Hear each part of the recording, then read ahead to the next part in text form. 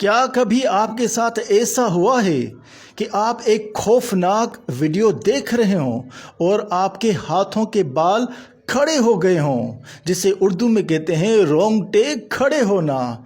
अगर हुआ है तो कमेंट में बताएं। एनीवे, आज हम सीखते हैं कि रोंगटे खड़े होना इसे इंग्लिश में क्या कहते हैं।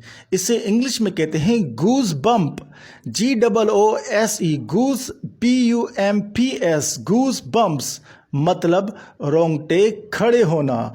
और इसकी इंग्लिश है erection of the hair of the skin, मतलब रोंगटे खड़े होना।